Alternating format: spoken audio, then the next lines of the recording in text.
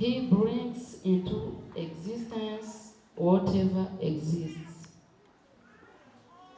Ni inkomo y'ibiriho.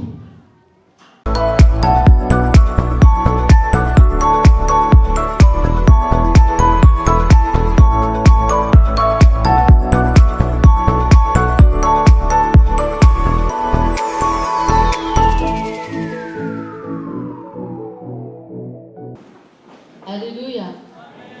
Banishimwe cyane. Twejeje mu gutanga amashikanwa kuririmba indirimbo ivuga ngo uri yawe. Nanezerewe kuko iyo ndirimbo niyo nariko ndaririmba igihe nahishurirwa teme tugomba gusangira. Banishimwe cyane. Muri iyo ndirimbo ivuga ngo uri yawe, igihe kimwe haraciye iminsi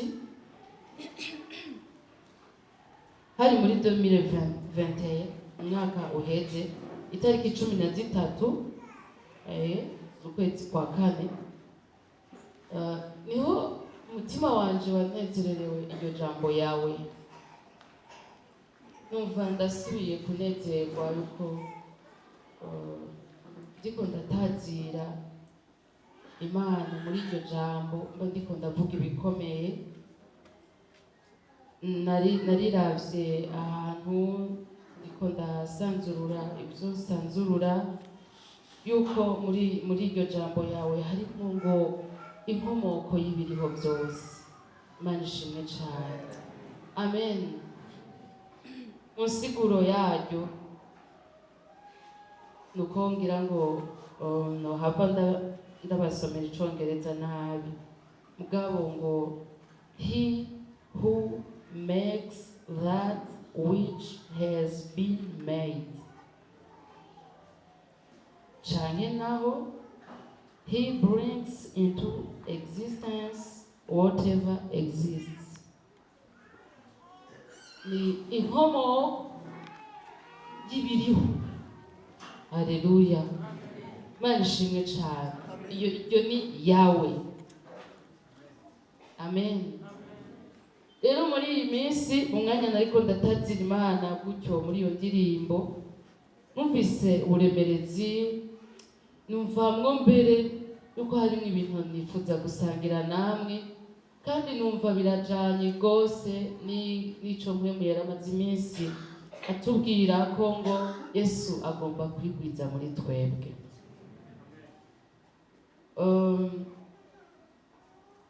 Duciye muri Yakobo turashobora gutahura iyi siguro ngo inkomoko y'ibiriho byose.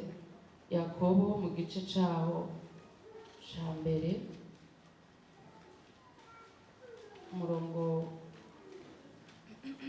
wa 17 haravuga ngo gutanga kose kwiza n'ingabire yose itunganye rwose biva mu ijuru, vyururuka biva kuri se w'imico adashobora guhindagurika, kugira igitutu canke kugira igitutu gitewe no guhindagurika. Ndasubiramo. Gutanga kose kwiza n'ingabire yose itunganye rwose biva mu ijuru, vyururuka biva kuri se w'imico adashobora guhindagurika canke kugira igitutu gitewe no guhindagurika. Imana tufashe cyane. Haleluya. Muri ayo majambo yo kuvuga ngo yawe uri yawe, yawe uri yawe, dushima Imana tunezererewe iyo Mana ibana natwe, kandi iyo Mana ikomokamwo ibiriho byose. Niho iri jambo ryo muri Yakobo ryanyuzuye umutima. Haleluya. Imana ishimwe cyane yuko gutanga kwese kwiza kururuka kuvuye mu ijuru, ngo n'ingabire yose nziza, havuga ngo ingabire yose itunganye rwose. Haleluya. Ingabire yose itunganye rwose, iyo nayo no gutanga kose ngo byururuka biva mu ijuru kuri se w'imico yose adashobora guhindagurika canke ngo aterwe igitutu no guhindagurika. Imana idufashe cyane. Haleluya. Imana ishimwe. Rero dusangira ijambo ry'umutwe rivuga ngo kandi umwe wese yahawe ikimwerekana ko mpwemu. Amen. Ingabire yose itunganye yururuka iva mu ijuru. Haleluya. Imana ishimwe. Rero ndagira ngo dusangire iryo jambo ry'Imana muri ubwo bwaguke kukugira neza kw'Imana. Imana ishimwe rwose yatwiyumviriye ko hanyuma ikaba inkomoko y'ibyo dutanga n'ibyo twahawe. Haleluya. Amen. Dusome duhereye mu kete rya mbere ry'Abikorinto, niho dusanga ijambo mu gice cyawo c'12 mu murongo w'7. Imana ishimwe. Haratubwira ngo yamara umuntu wese ahabwa ikimwerekana ko mpwemu kugira ngo bigire ikimazi. Imana ishimwe cyane. Haleluya. Bavuze umuntu wese mwumva havamwo umukene canke havamwo umutunzi canke havamwo uwize canke utize. Bavuze umuntu wese havamwo nde? Nta n'umwe mu bari muri Kristo. Iyi ni inkuru y'abari muri Kristo Yesu. Abo bantu rero bose bari muri Yesu, numva nezerewe yuko Imana ibishingira intahe ikavuga ngo humura, sinaguhamagariye kuba nta kimazi. Haleluya. Sinaguhamagariye kuguma uko wahora, mugabo ndagushirako n'ikikwerekana ko jewe ndi kumwe nawe. Amen. Imana ihabwe icubahiro cyane. Amen. Muri iri jambo harimo agace gakurikira kavuga ngo kugira ngo bigire ikimazi. Umuntu wese ahabwa ikimwerekana ko mpwemu ngo bigire ikimazi. Haleluya. Imana ishimwe. Urazi araho umuntu ashobora kuba yaribagije ko ataca azovamwo canke abandi bakabimubarira. We nta kintu cawe ntaco uzovamwo wewe. Kubera barafise ivyo baravye kugira bavuge gutyo, nawe urashobora kuvyivugana. Hari n'igihe wiyanka ukumva wanse n'ukubaho, ukumva wopfa umupfa, ariko sha wamenye ko ufise ikimazi. Oya uvuga uti sinaje gupfa, naje kugira ico mazi. Navyo mwumvise cane. Hari inkuru yanyoheye y'umuntu yapfunzwe afise amakosa, hanyuma mugabo mu bubabare yagize mu gasho atangura kwumvira ingene ahazumvira mu gasho. Ahejeje umunyororo wiwe ati nzoca nandika igitabo kivuga ku buzima bw'umuntu apfunzwe. Mugabo rero yari afise iminsi myinshi yazomara mu gasho. Uko yamererwa nabi akumva yopfuma yiyahura, hanyuma akabitegura. Mugabo ageze kubishitsa gaca yivugana ngo ninapfa ca gitabo kizokwandikwa nande. Bimubako inshuro nyinshi akumva yopfuma apfa.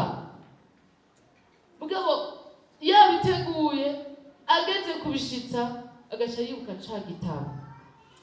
Ninapfa ntasohotse ahantu ngo nandike ca gitabo nindazocandika. Yandurutse ava muri ako gasho kubera intumbero yo kuzokwandika igitabo. Nani ntadushobora. Imana yadushize ko mpwemu ngo bigire ikimazi, tube abantu bariho batabayeho kubera ibintu nyene byo gupfa kubaho, mugabo tube abantu bariho bafise intumbero, bafise igituma bariho, bafise n'ico bomara, kuko Imana yadushize ko akamaro kayo. Haleluya. Unganirize rero uri hafi yawe umubwira uti muri Yesu urafise akamaro kandi kanini.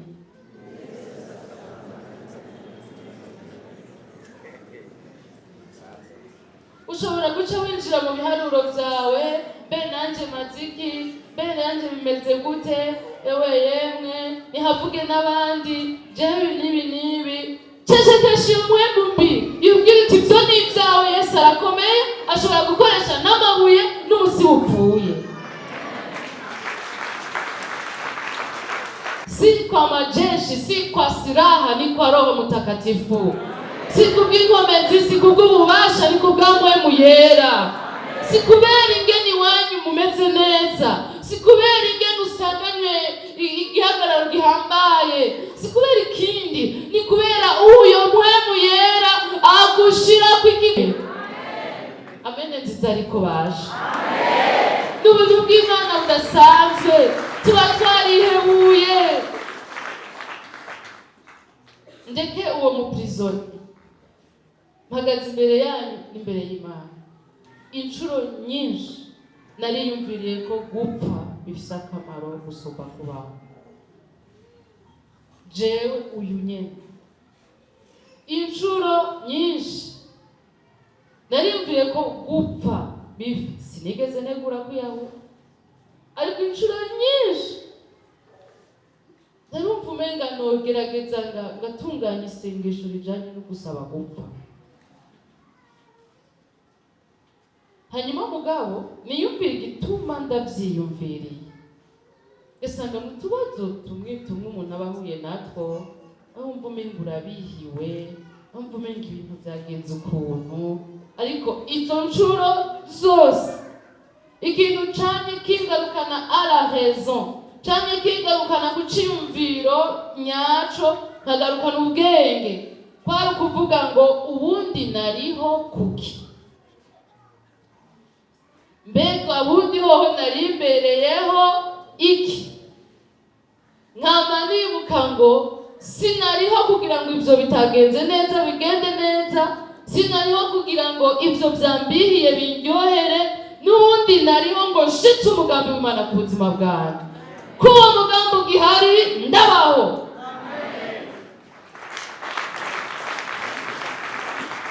Nyinshi zirabihira ubuzima, zirahari. Amaesheke, ibintu vyakugendeye nabi birabihira ubuzima, birabaho. Gufatwa nabi n'abantu birabihira ubuzima, birabaho. Kubura ico wari ukeneye birabihira ubuzima, birabaho. Ariko ikiryohera ubuzima dufise kiruta ivyo bindi vyose. Iyo ngwara yarampezeko, kandi niyo yose ikinagira ndayirukanira kure, kuko Yesu yarampaye indi ntumbero yo kubaho. Imana ihabwe icubahiro cane. Mumpera amashi Yesu, mumumpera amashi pe, mumumpera amashi,